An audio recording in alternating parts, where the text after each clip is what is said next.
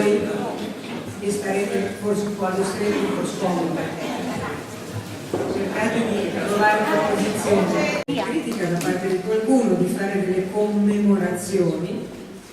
Non abbiamo deposto fiori all'atome di Antonio Gramsci in piazza Carlina, ma siamo andati a casa quanto ci ha insegnato Gramsci sulla politica, ma non abbiamo commemorato Gramsci.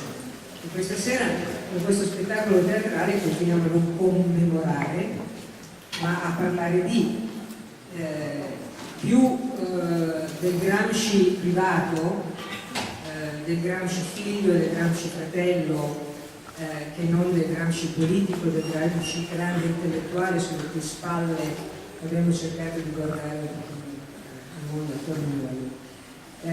Questo spettacolo è tratto da un testo di Mimma Paulesu Quercioli, devo ricordarmi il nome perché sto invecchiando, avete pazienza, che si intitola Le donne di casa Gramsci, quindi all'evidenza dedicato a quelle figure che stanno in genere nello sfondo dietro i grandi uomini, come è noto, e che nel caso di Antonio Gramsci almeno due di queste figure sullo sfondo sono state veramente importanti per lui. Parlo delle figure della famiglia di origine e poi ce ne sono state altre tre della famiglia di destinazione. Sono le donne nella vita di Gramsci, nonostante quello che possa sembrare, sono state fondamentali. Questa sera parliamo di quelle che abbiamo visto nascere e crescere.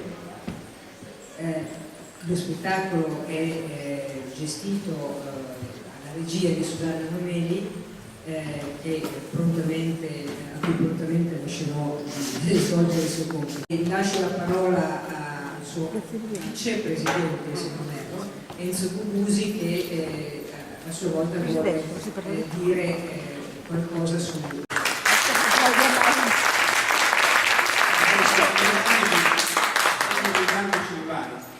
Dunque, noi di Gramsci portiamo il nome, ci chiamiamo Associazione di Sardi in Torino Antonio Gramsci, abbiamo reintitolato da poco la nostra associazione a Gramsci, insomma, quando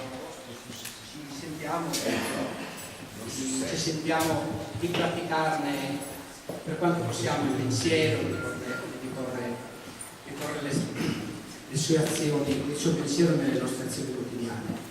La nostra associazione è nata 50 anni fa a Torino, quasi 50 anni, nel 68, a opera di operai intellettuali che erano immigrati qua in cerca di una sorte migliore, insomma. E un'associazione che all'inizio si occupava della logistica degli immigrati, insomma, in quel periodo pensate che Torino era la terza città sarda, insomma, c'era un esodo biblico nel Torino, Milano e soprattutto Genova, le città del triangolo industriale. E anche Gramsci, sì, certo, erano immigrati a Torino. E intanto, cioè noi eravamo 50 anni fa più vicini, via del Carmine, prima via San Domenico 37, poi via del Carmine 6, adesso siamo nel quartiere Campidoglio. Nel quartiere Campidoglio vicino alla Corso Svizzera, all'ospedale di Vittoria. Tra via Arcibrario e Via San Donato. In via Mucinese. Devo dire che sin dall'inizio, nella sede della nostra associazione, abbiamo fatto politica, abbiamo smesso di gestire nostalgia e folklore e i sardi si sono incontrati, interrogati sulla propria condizione e si sono organizzati. Ancora oggi per Torino in città ci sono 2 circoli sardi, ce ne sono 19 in tutta l'Italia del nord-ovest, cioè Piemonte, Liguria, ce ne sono 70 in tutta Italia. Siamo a Torino la comunità regionale più piccola, insomma, siamo meno dei lucani, però siamo quella più organizzata. Storicamente la comunità sarda ha sempre avuto un proprio rappresentante in consiglio comunale, io stesso sono stato eletto per 10 anni durante la consigliatura di Chiamparini, insomma. E quindi noi ci sentiamo con 2 patrie. Una, vogliamo bene a questa patria che ci ha accolto, quindi siamo parte della storia di Torino e del Piemonte, però non disdegniamo la nostra, la patria di origine. pensando che l'emigrazione, superato lo sradicamento, serve anche a migliorare le culture. Cioè i sardi che sono emigrati in Germania, in Belgio, in Latino America, eccetera, sono cambiati loro, ma sono cambiate anche le persone e le comunità che li hanno ospitati. Anche se partire poi, come continuano a fare gli studenti che vengono a Torino ogni anno, numerosissimi, partire significa impoverire prima le famiglie, poi le comunità, i quei luoghi che lasciano, insomma. Questi giovani, i giovani dell'attuale migrazione, poi a fatica di odiare gli indifferenti, di amare la storia, e sentiamo anche di far parte della storia di questo luogo fieramente, in modo orgoglioso, come siamo tutti noi sardi, non escludendo nessuno, pensando che oggi ci sono altri che arrivano, altri che si affacciano alle nostre frontiere, e noi che abbiamo fatto i conti con la nostra immigrazione siamo cioè, ve lo dico, noi siamo i più preparati perché abbiamo fatto i conti con l'essere immigrati, sappiamo che cosa vuol dire affacciarsi in altre frontiere, finire nelle baracche dei cantieri svizzeri da clandestini, e sappiamo quindi che cosa vuol dire l'accoglienza e l'integrazione. Grazie. Noi facciamo tantissime attività. Il 28 aprile di ogni anno è giorno festivo in Sardegna, è un po' la nostra festa nazionale. Commemoriamo, celebriamo anzi con grande fierezza il 28 aprile del 1794, quando il popolo sardo, in armi o no, cacciò i Savoia, assaltò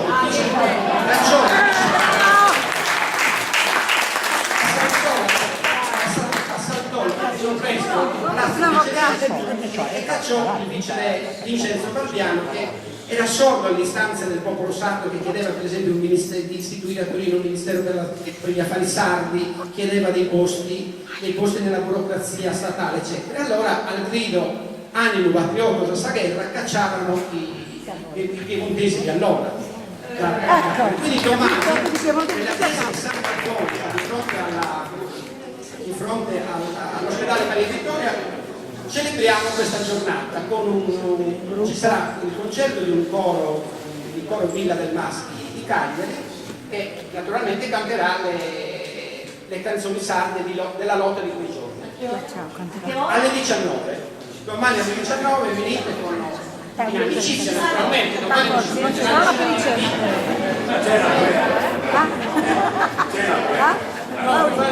c'è la pericina. Sono 50 cantori.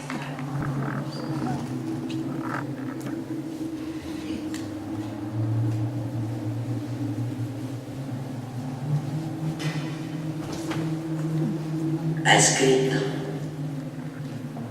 hai mandato il babbo, e Carlo è andato con me. Sta tranquilla, mamma. Si spera che fra poco ci sarà un'amnistia e che almeno venga ridotta la pena. Gli anni da scontare da 20 diventeranno 12 o anche meno. Lo rivedrai tornare a casa. Ora devi pensare solo a guarire. Me lo so immaginare con i capelli bianchi e senza denti, non vecchio. Perché un uomo non è vecchio, quando ha appena 40 anni. Stanotte ho fatto un brutto sogno. Ero in un edificio, forse era un carcere, perché c'erano tante porte pesanti di ferro e si aprivano una dietro l'altra per farmi entrare. Li chiamavo Nini, ma nessuno mi rispondeva. Ad un tratto mi sono ricordata di quel numero che c'è in carcere in tutte le sue lettere. 70-47. Ho sentito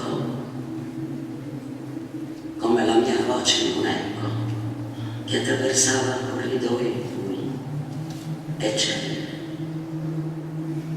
70-47.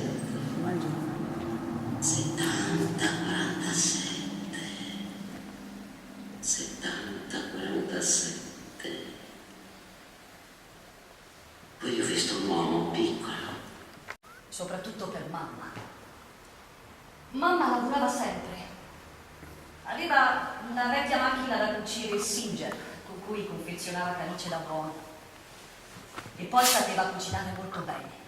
E teneva a mezza pensione per i pasti principali il celente dei carabinieri. Se andate a letto da bravi senza mangiare, vi do 5 centesimi. 5 centesimi! Con 5 centesimi si può quasi diventare ricchi. Carlo, domani usciamo e ci compriamo un sacco di cose buone. E noi andavamo a letto felici, senza mangiare, con quel soldo sotto il cuscino. Era la vita, è così, è molto dura. E i figli qualche volta devono dare i grandi dolori alle loro mamme, se vogliono conservare il loro onore e la loro dignità di uomo. 4 giugno 1928, il processo e la condanna. 20 anni, 4 mesi, 5 giorni. Ci scrive proprio sempre. Mamma lo teneva informato su tutto. E poi gli mandava il mandarino quando mamma era viva. Nelle lettere a Nino cercavo di mettere qualche frase che anche mamma avrebbe scritto.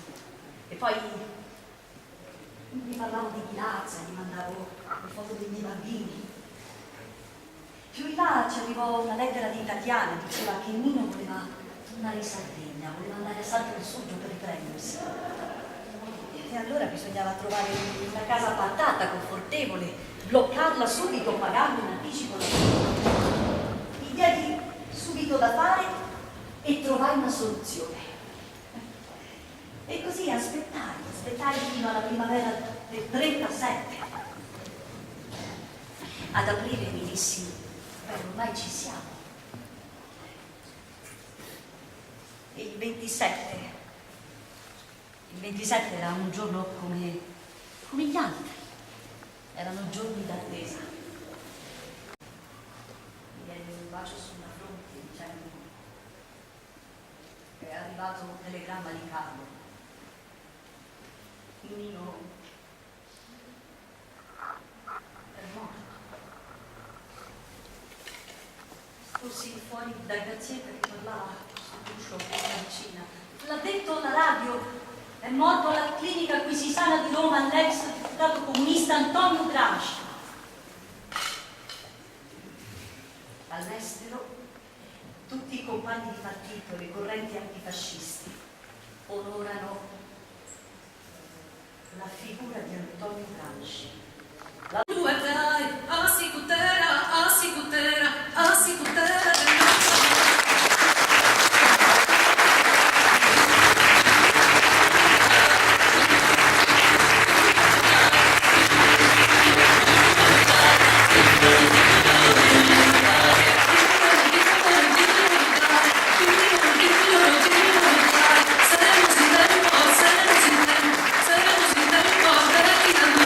Infamidade, infamidade, infamidade.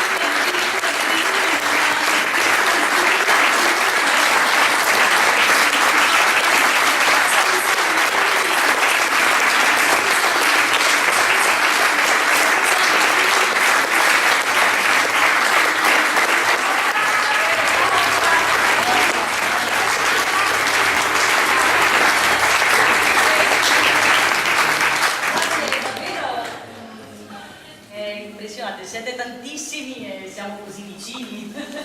Bellissima, Quindi, brava.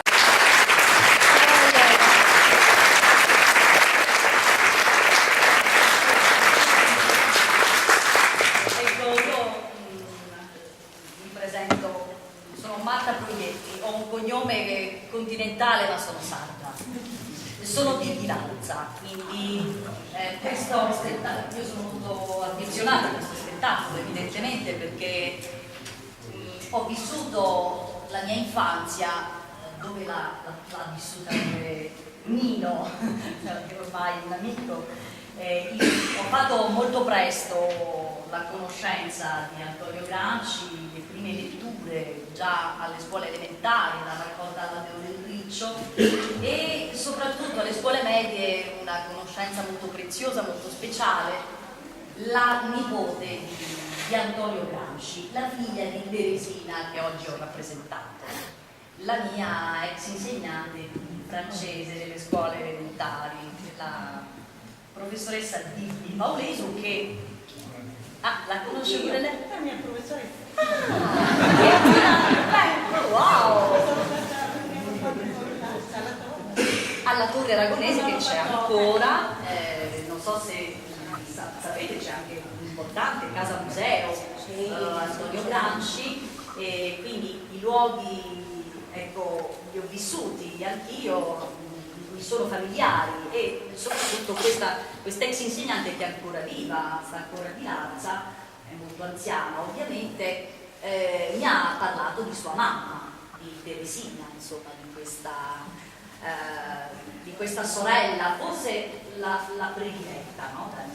Quella con cui lui condivideva per esempio l'amore per la lettura, e quindi mi sono un po' nutrita dei suoi racconti per interpretarla, insomma, in questo spettacolo, come è stato detto prima, ispirandoci appunto alle donne di casa Gramsci, scritto dalla Paulesu Percioli.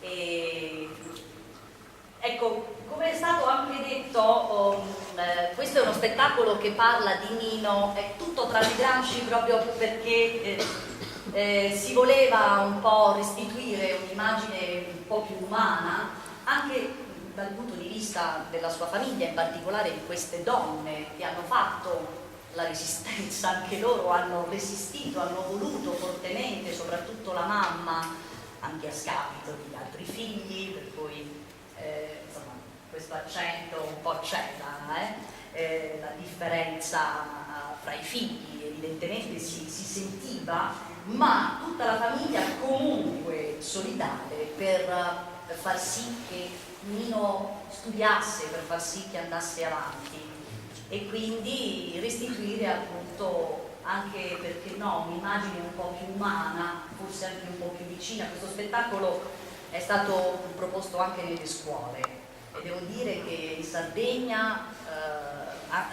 la figura di Gramsci non è poi così tanto conosciuta, ed io lo trovo molto scandaloso, fra i giovani ancora meno. E niente, sono davvero molto emozionata perché oggi tra l'altro è il 27 aprile, quindi è importante, ecco. Ciao Torino!